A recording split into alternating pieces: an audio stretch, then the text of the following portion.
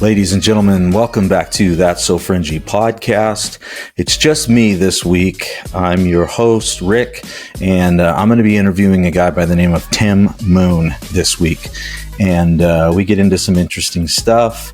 We talk about his book, Tomato Fields, and he's just an interesting guy all around. We really had a good conversation. The reason that Kristen and Bethany are not here this week is because they have the Scandinavian Festival going on this week, and due to the fact that they're both Norwegian women, they are participating in that. So it's a good time for the whole community, and we have a good time doing it. So that's what they're off doing. I'm here running the podcast studio for today, but we really hope that you enjoy listening to our friend Tim Moon, who is a cryptozoonovelist who wrote a really cool book and is fascinated with cryptids. So if you don't know what that is, stay tuned. We'll get into it.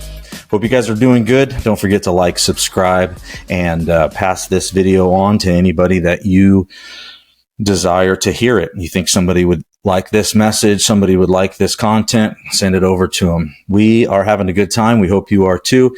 Smash those like buttons, subscribe. Don't forget, if you're on Apple, you're not going to be able to see us on video, but you'll be able to see us on Spotify, also on YouTube.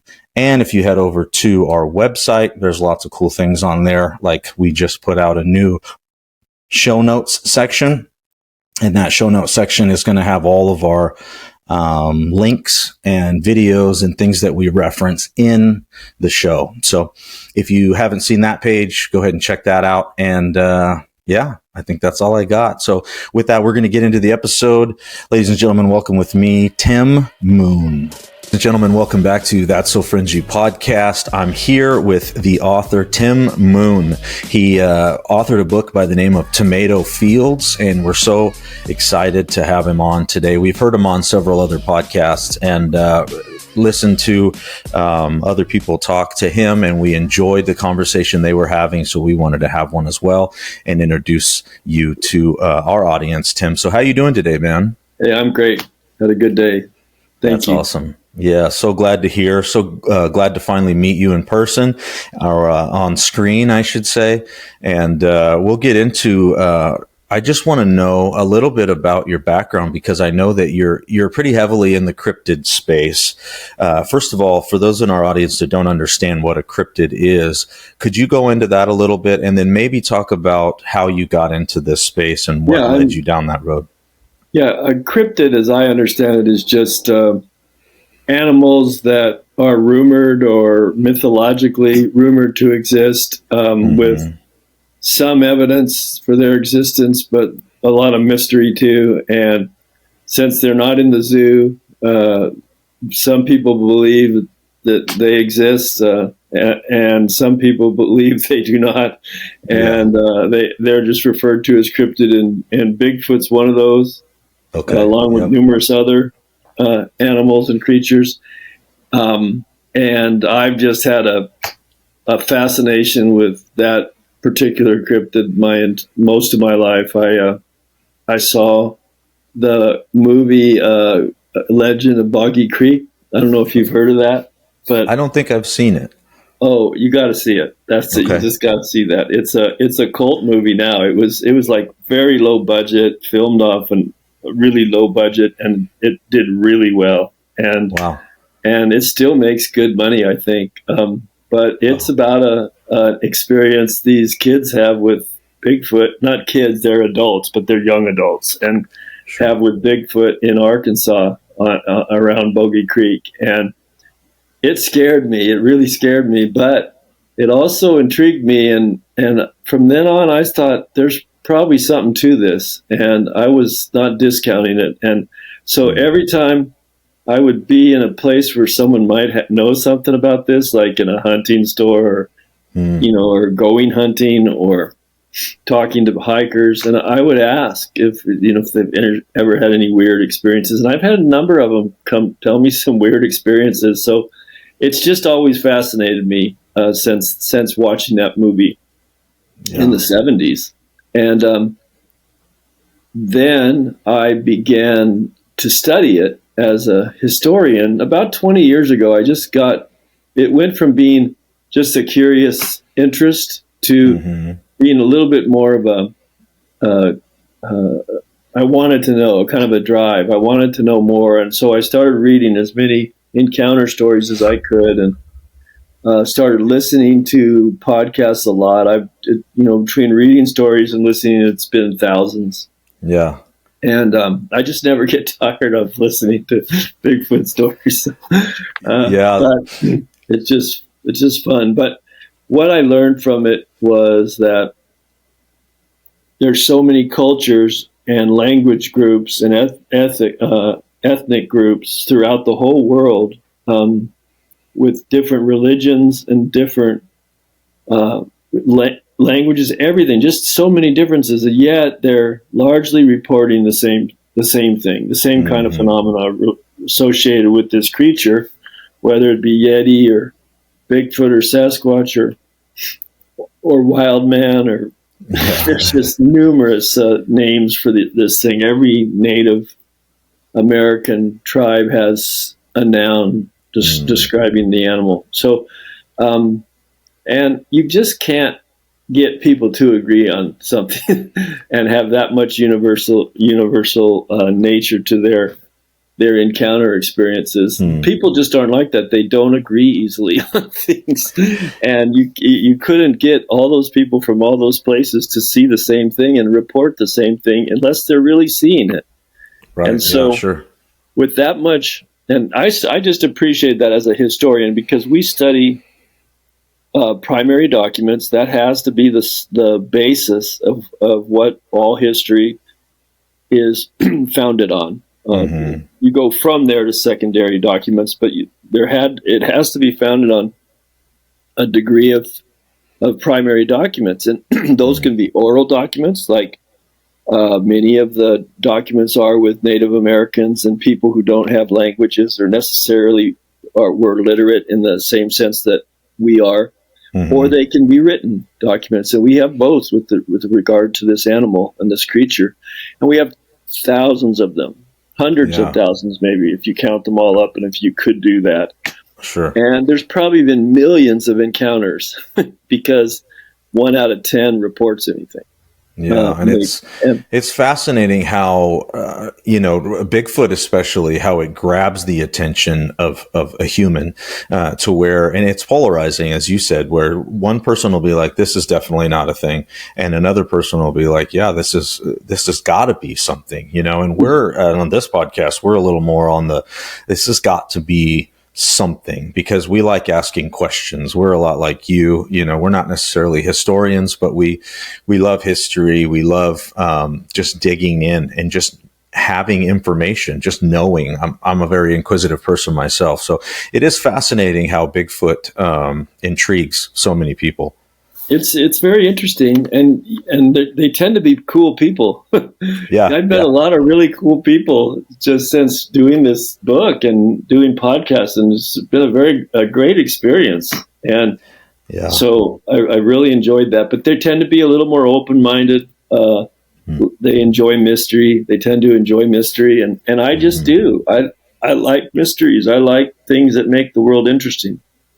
So that's kind of how I got involved in it. And then I gradually moved from thinking about this more in a fact-based, logic-based, evidence-based, non-fiction way to looking to thinking maybe you could use fiction to draw people to this that would not be drawn to it maybe through nonfiction, because some people just don't care about the facts, Sure.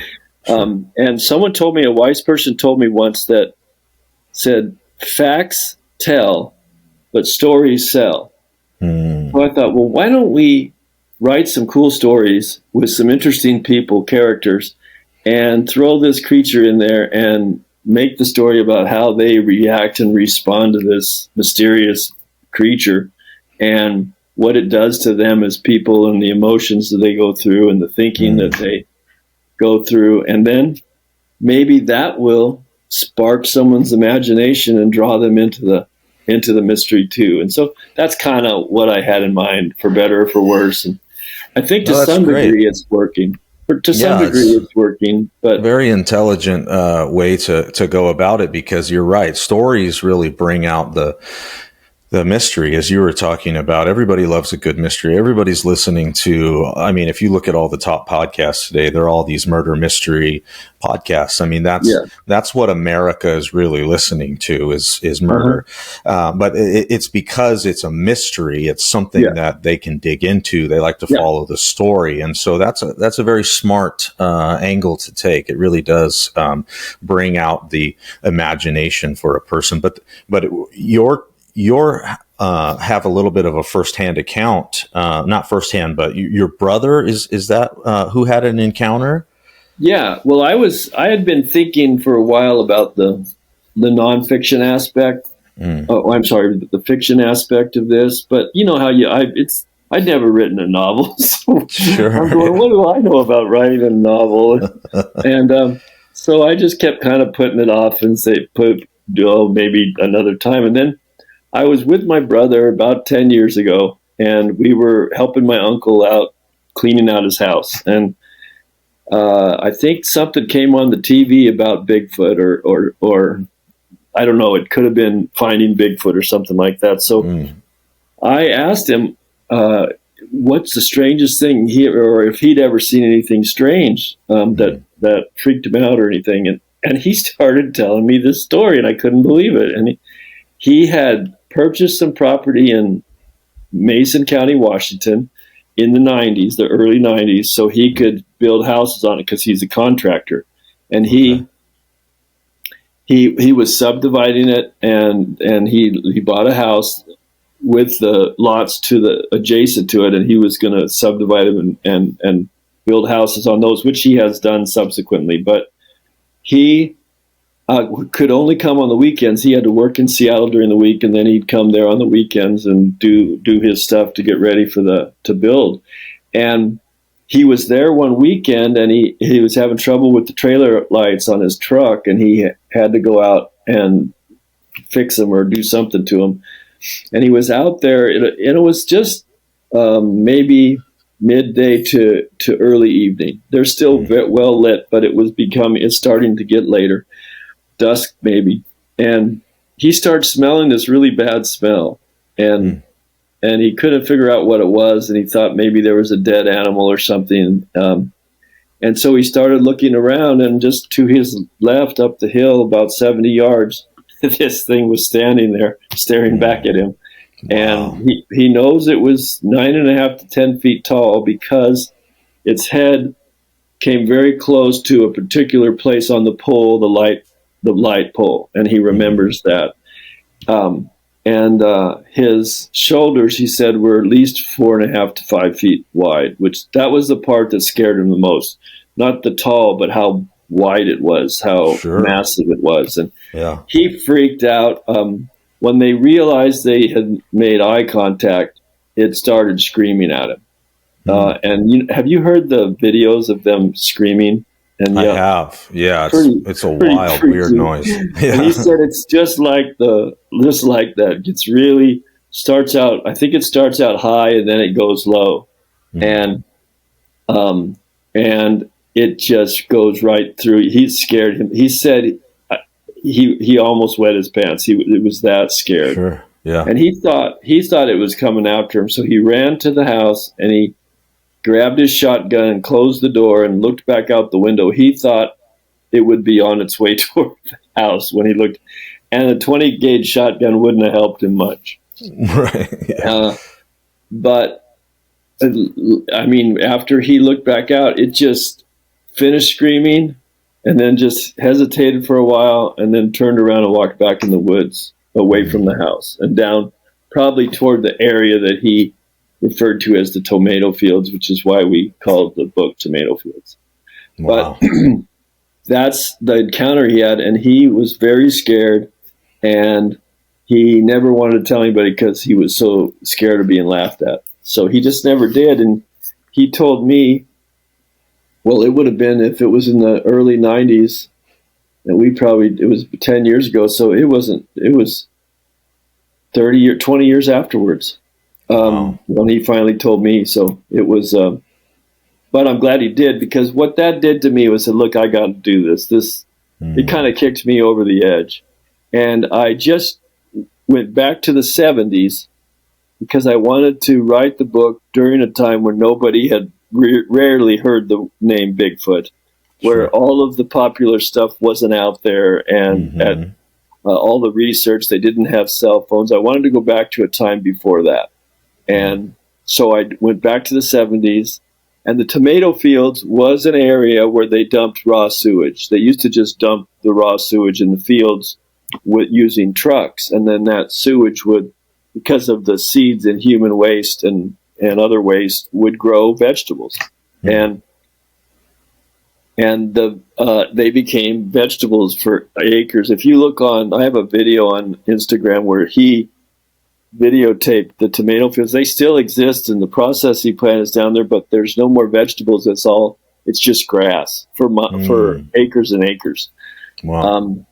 But he just referred to it as the tomato fields because there were so many vegetables, and he thought that was a cool name. And then he thought that was a cool name for the book. So that kind of stuck. We just stuck with that name, and we wrote the book about that area. So it's all related to fictional people in that area. And his house is even the center of it. So his address is in the book. So what a cool thing. What a cool thing. Yeah, and it's worked out pretty well. So yeah, and so you had the ability for this book to actually tap into those emotions that you were talking about, how a person felt at the onset of coming into contact with one of these beings, because he had all that. I'm sure he had it. He had it, and then I just like I said, read thousands of stories. So or listened to, and you just hear it enough.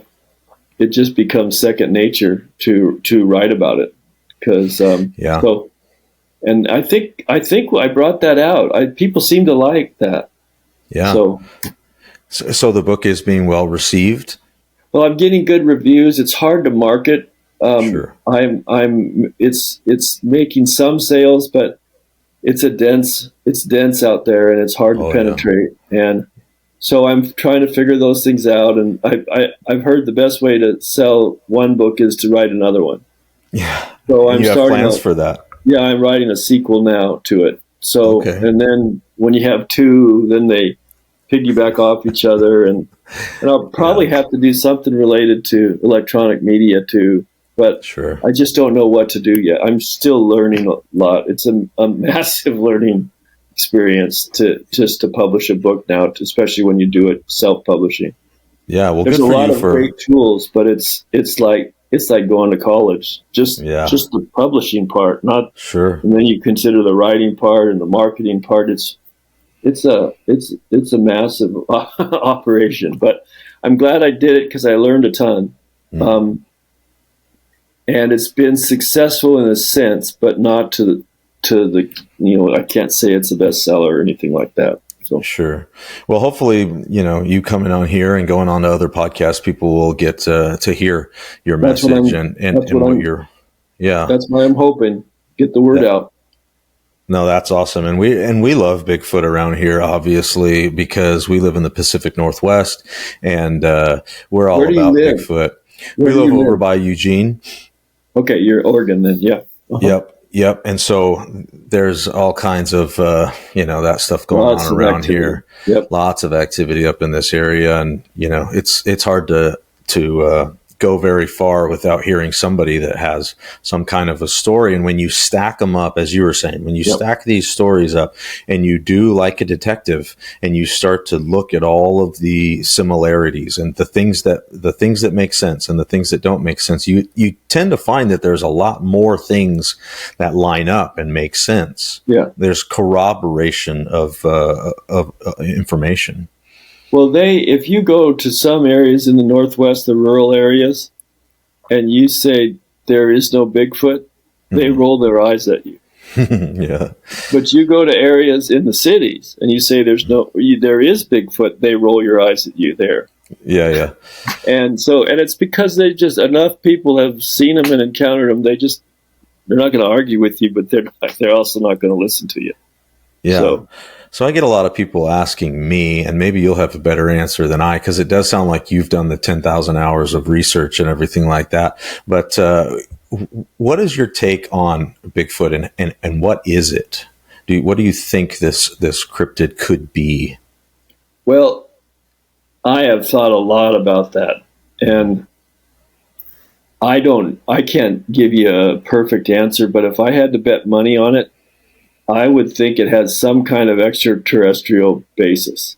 Okay. And the reason I think that is because it doesn't seem to fit the physical laws on this planet. Mm-hmm. It seems to be faster than something that size should be, jump higher than something that size should be able to jump, climb faster than, and maybe even do mysterious things like just disappear completely. But it makes me think of, how Superman, when he has kryptonite, he's not very strong, and there was kryptonite on his planet that balanced his strength, so he kind of brought him down to earth, so to speak. Well, I just wonder if these things developed originally on another planet, and then were introduced to this planet somehow in some way, and then maybe the gravity was stronger on that planet, and they got stronger and needed to be stronger to do simpler things, easier things that they find very easy here, and then because of that, they just can jump out of the gym, and they are amazingly athletic. But they move in ways that people and things shouldn't move, that animals on this planet don't move. And they do things that the animals don't do. So I just think that if I had to bet money on it, I would think it's extraterrestrial. And that opens up the doors for a lot of other things, because paranormal, a lot of people call that woo, the paranormal woo stuff, and I think that's a little bit of a cop-out or oversimplification, because paranormal is just beyond normal. It's just beyond what we understand now. It doesn't mean that it's not possible or that it's not even not probable. It's just not accessible now. It doesn't make sense to us based on what we know now, but 500 years ago, a lot of things wouldn't made sense to them either. And so it could be that in 100 years, it'll go, oh yeah, duh. That was the deal. That's what was going on all the time. And I think when we know more about what's out there and the massive nature of the universe that we live in, which is just staggeringly big. It's billions of galaxies with billions of stars and trillions of planets over a vast area. That we're just not living in an Earth-centric universe. And that there's a lot of, there has to be, and just mathematically, there has to be other life in the universe. And I think that when we know more, have a better picture of what that is like, the Bigfoot thing will just make sense. It'll go, oh, duh, yeah, that explains the whole thing. And everyone will just take it for granted then. The things they discount now or often discount, because we don't really know what our place is in this universe. All we can really do is guess until we start, unless there are parts of our government or something that know and just don't want to tell us. I don't believe much about what I hear anymore. So from government. But I do believe there's more to this universe than what we know. And when we know more of what it is, I think we'll understand some of the smaller micro mysteries more. And Bigfoot's one of those smaller micro mysteries, I think. Sure. And that's a great point, because when you know a little bit of information about something, you can be pretty dangerous. But when you've done like you've done and you've looked at things for a very long time and you're able to categorize and be able to, because that's what I always find. And I've said this very recently on another podcast is when you go up to talk to people or if somebody approaches you like, oh, you're that Bigfoot guy, it's like they can shut you down so quickly without doing any research. Mm-hmm. And it's upsetting in a way because you're like, well, I have, this body of evidence, as I said in that last podcast, that is extending long past this conversation, obviously, because I've done lots of research. And so when a person just discounts lots of things, right, anything, without doing their due diligence and digging in and doing the research as you have done, it really doesn't, merit much of a conversation or an argument. If you just say that's not true, that doesn't merit an argument at all. I've stopped doing it. If you've heard the saying, "Don't throw your pearls before swine."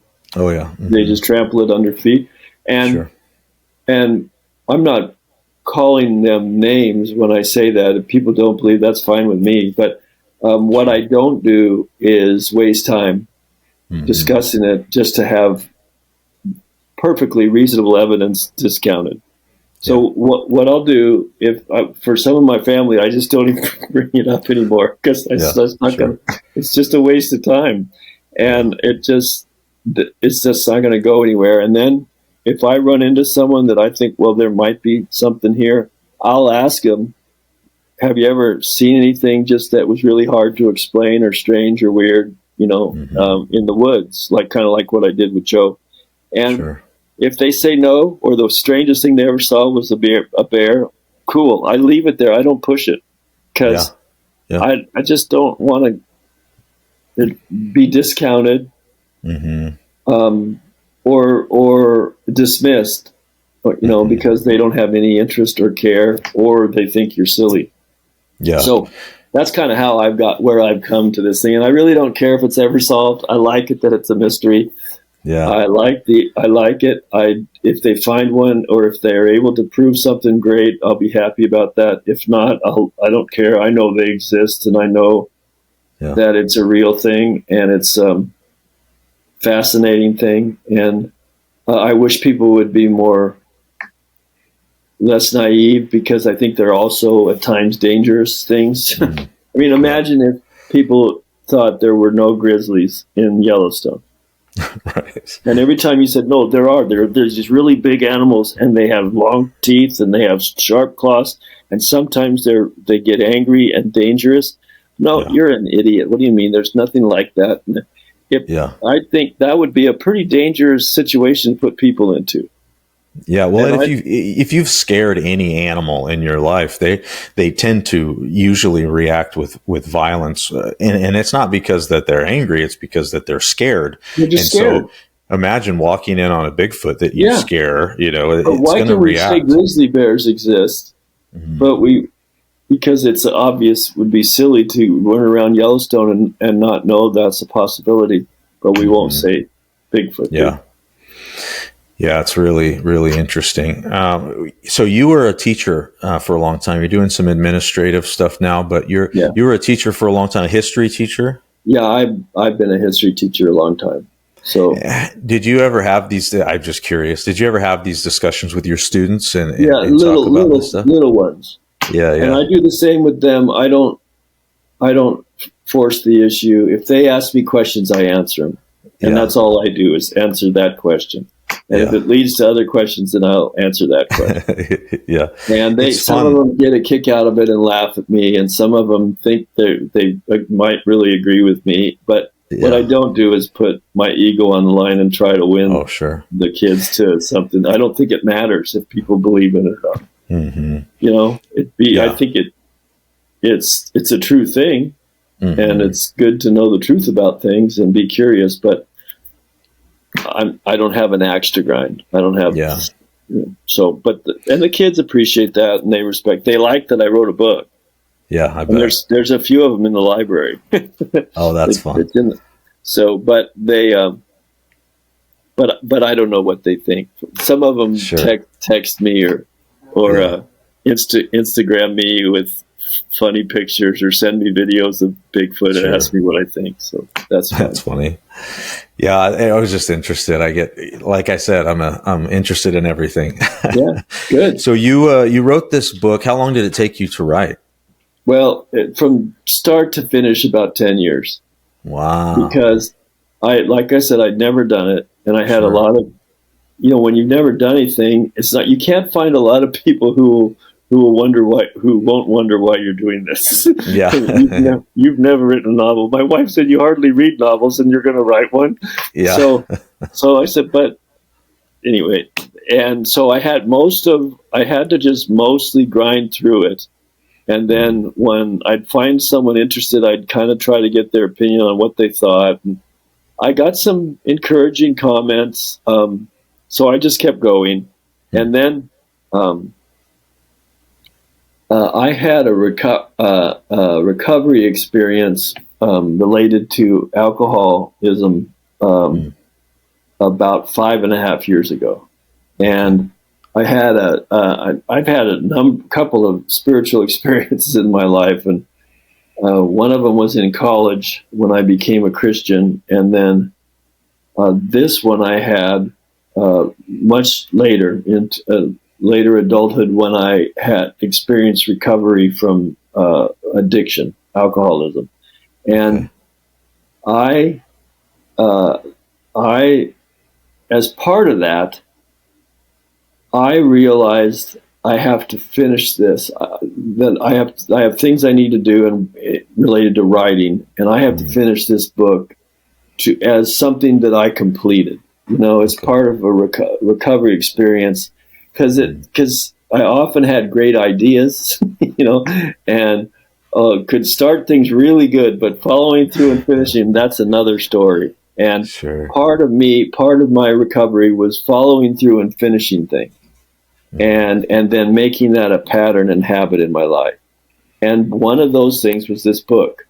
And so about 3 years ago, I really started on this thing. I'd had about 2/3 of it written, but I really went forward and finished the rest of the book, and then did some editing, and then got some other people to do some editing, and then learned how to self-publish. So it's been the last 3 to 4 years have been the most active part of that, and the most motivated part of that, and partially because of the desire to follow through on things. And that's been a great thing for me. That's been even more, just knowing that you can start something and finish it and have some decent results as a result. It builds confidence in you, even if you don't make a bunch of money and be a bestseller, whatever that means. I don't even know what that means anymore because there's so many bestseller awards. So yes, it's been really good, and it really got energized about 3.5 to 4 years ago. And so that's kind of how it all took place. So it was a product of a lot of things. The book was a product of a lot of things. It's quite a journey. And when you learn that lesson in life, which is hard for all of us, right, to finish strong, it really transforms everything in your life, because you're finishing, at home with your family, you're finishing at work, you're doing all of the things that might have not, been finished before. And you learn that. Then Paul says you got to learn how to finish the race. You got to finish strong, this thing that God has started in us. And then you really begin to learn how important it is to finish strong. And so it's awesome testimony, because that is one thing that, I'll admit I've struggled with, and I know a lot of people do. So, well, it's not uncommon, and it's nothing to be ashamed of. Sure. And I had a spiritual experience that deepened and broadened and strengthened. I mean, it forced me to reconcile the other experience. The first one was really an evangelical experience, charismatic experience, but it was still I don't want to step on toes, but it was pretty Protestant. Okay, and I have moved a little bit into other directions now because of my greater appreciation for mystery and a sense that I'm one with God, and more of a non-dual approach to Christianity. And I don't see God over there and me over here and me trying to get to him, And even though Protestants say it's saved by grace through faith and you can't do anything for your salvation, it always acts like we got to chase after God, and he's over there and we're over here. And that's not even in their theology. That's not true. God is everywhere and we're somewhere. So he's always surrounding us regardless.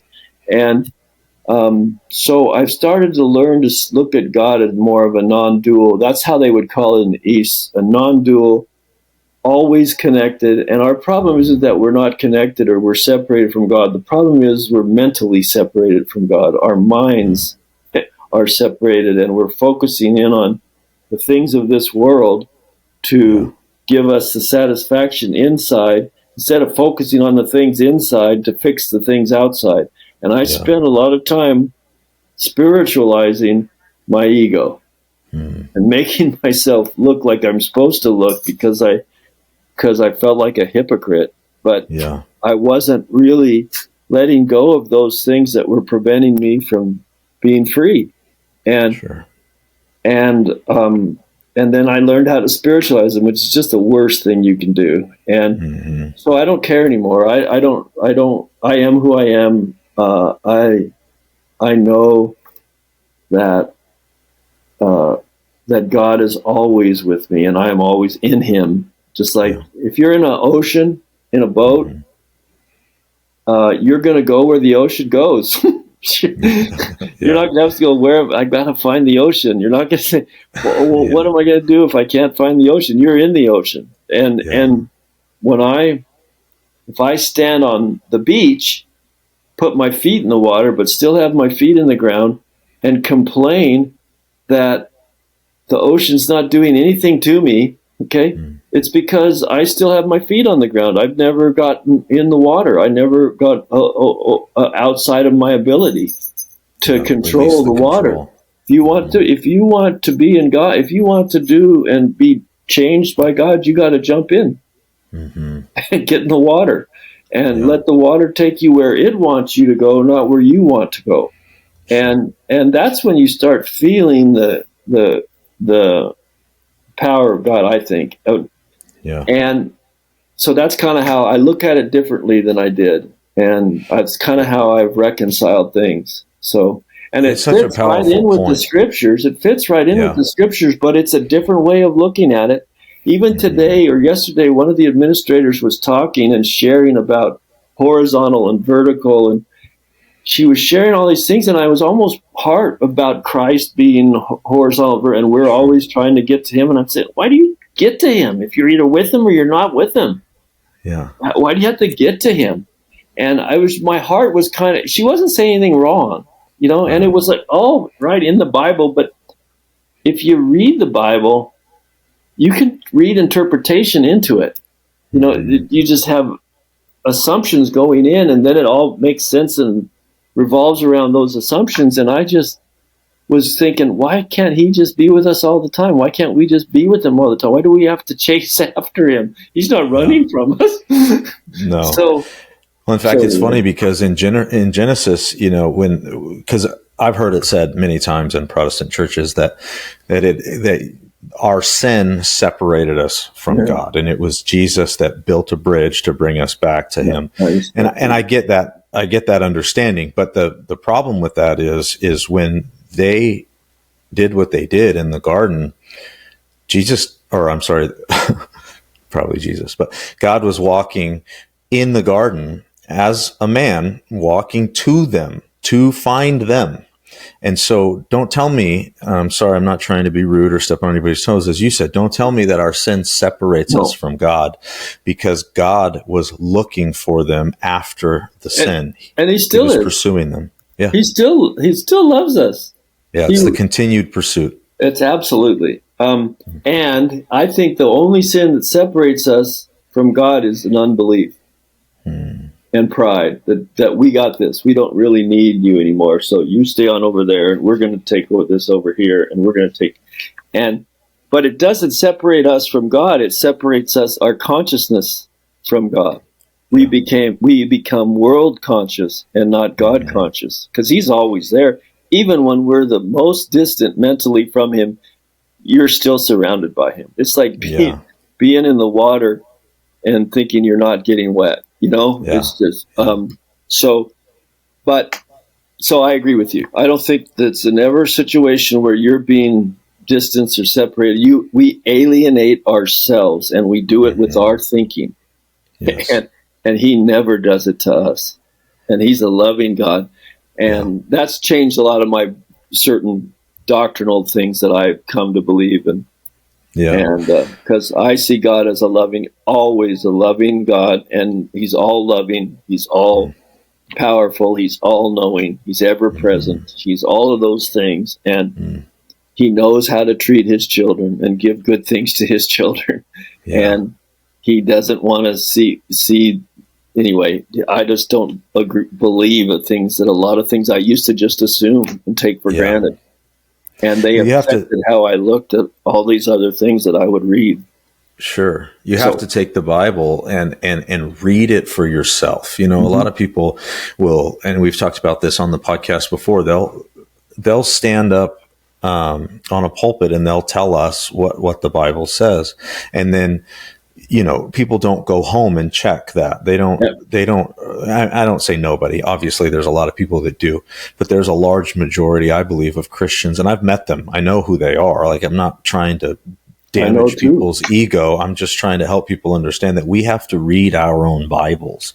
Like, this is a message that we have to dig into. That's part of, like, when people talk about baptism and it being an outward show for everybody else to see that you are a Christian and you've made this declaration now to everybody. I'm just like, you could make a declaration by reading your Bible, by actually getting to know God, by showing everyone every day your relationship with God and how that looks. But not to show them, but to just be with God, to just be in Him and enjoy every day. Get Him going. Wow, I get another day. This is another opportunity to serve, to do His will, and to trust Him, and to live with that trust, and to sense that excitement. And wow, another time. Wow, I can't believe that happened. And you can have those little miracles happening all the time. Sure. But it takes some trust. Faith is trust. It's not just some abstract belief in something. It's trust. Yeah. And that's the difference between someone who trusts God and someone who doesn't. So sure. Yeah. So where can people find your book? Do you have it on? It's on Amazon. Do you have a website? It's on Amazon. Okay. I have. I do a lot with Instagram and a little bit with Twitter, and I also am going to have a website, but you just have to do that right. If you don't do it right, you do it wrong, and then it doesn't help you much. So, and I'm having to learn that. So, but you can get the book easy just by typing in Tomato Fields on Amazon, or Tomato Fields and my name, Tim Moon, just like the moon in the sky. And it'll come right up probably on a Google search, but it'll certainly come up in an Amazon search. And then it's available through paperback. It's available on electronic version. And it's also, you can read it if you're part of Kindle University, which allows you to read books. You pay like $7-8 a month, and then you can read books as much as you want. So you can also read it there. So, well, let's talk about this new book. Is it going to be kind of following in the same line of the first one? I'm going to do it about looks like the big thicket area down here in Texas, because there's a lot of weird stuff down here. A lot of lights and UFO sightings, and they call them wild man down here, wild man sightings, and a lot of disappearances, weird disappearances in the national forest, and there's a lot of national forests and parks and preserves down here that you wouldn't think in Texas, but the Sam Houston National Forest, the Davy Crockett National Forest, and the Big Thicket Preserve. And so I would like to set it down here to draw on a character or two from the other book and add some new characters and some new drama. And then maybe introduce some more paranormal elements to it, like portals and lights. You know, there's oftentimes these orb type lights follow, or at least are indirectly connected with these animals. And that's showing up more and more. So I'd kind of like to explore that part of it too, in addition to continuing with the Bigfoot. Well, that's so awesome. And we're so looking forward to that next book. I know that I haven't read your book yet, but I have it coming because I'm super fascinated about Bigfoot and about this story. It sounds like a great read. Can I just make one thing? I was having my book edited by somebody who I knew, and she about 3/4 of the way through, she calls me and tells me she can't do it anymore because she says my characters are using guns unsafely. Okay. So I said, then she said, I'm going to rewrite parts of it so that you could see how I would accept it if I was. And I said, so I wasn't going there. I removed all the rewritten stuff, and then I had to finish all the editing myself, and because I was on a deadline, and I am not. That's not my strong. The editing part is not my strong suit. I've had to go back in twice and edit, and it still wasn't good enough for me. So I have someone editing it right now, and I'm going to upload those edits within the next 2 to 3 weeks. Okay. And so if the typos here and there bother you, please know that I'm working hard to fix that. And it's a massive undertaking to publish a book. And it takes a team of people with different skills. And that was one that I wasn't the best at. I can do it, but I'm just not the best at it. I like the writing and the content part of it and the storytelling. So what I'm seeing in reviews is A+ on the story and the character development and the pacing, the things that really are important, but not an A+ on the editing. And so, but that will be an A+ soon. Okay. So I just want everyone to know, if they do read it and that bothers them a little, it's the Calvary's on the way. Okay. Yeah. And I hope that our audience would be very gracious in that way. We know, and I know that, when you obviously we started this podcast from nothing about 6 months ago, and it's blowing up, so we're very, aware of the mistakes that we make and all of those things. So we hope that our audience will get your book and they'll read through it, because it is fascinating, the whole understanding of Bigfoot. And even if you don't know much about Bigfoot, pick up the book. You'll probably learn a lot about Bigfoot just by reading through. And one of the things I try to do is not take a stand. I would like you to, if you are really into the paranormal side of this and you tend to think that's what this is all about, then there's going to be a place for you to be in this book. And if you're in the flesh and blood and you think that woo-woo stuff is, you're going to be able to reconcile that with that. And if you're somewhere in the middle like me, that'll work too. I wanted to allow people to just be who they were when they read the book and find what they're looking for, and also maybe challenge a little bit, with regard to that. But that was a hope. I think I did a pretty good job with that. So anyway, well, I will let you know. I'm going to read it, and I will let you know. I'll give you some feedback, and I'm sure it'll all be positive. And reviews are great. Great things. Reviews are easy to leave, and they're really helpful for writers. You know that because you get reviews on your podcast, right? Yeah, it's super helpful if you guys don't mind, even if you've already read the book and haven't reviewed it, it'd be awesome if you could go and review that for him on Amazon so that others can just know what you thought of the book, and it helps people find them. We've talked about algorithms and all that, so people know that we gotta work those algorithms. So please support Tim. He's a great guy, as you've heard. The book again is Tomato Fields, and Tim, do you have anything else before we sign off for this episode? No, just that if I'm going to be going out with some guys who are pretty serious about this, and they go to some hairy places in the big thicket. It's a very strange place, and so when I do, I'm going to do some recording out there, and maybe I could connect with you and maybe some other people and share some of the stuff that's going on. So if you're interested, I'd be glad to do that, because it's gonna be interesting, I think. So. Oh yeah, we would love that. Let us know, and we'll get you back on. It would be fun. Okay, I will stay in touch. Okay. All right, my friend. It was so great to meet you. Sure, thankful for the opportunity to be on your show. It's been a pleasure, and I hope that people like it and that you get good results from it. But I just appreciate the opportunity. So thank you. Of course. Thank you, Tim. Guys, look out his book, Tomato Fields, and we will catch you guys on the next one. Bye, Tim. Thanks again. We'll see you later. Bye-bye. All right, bye.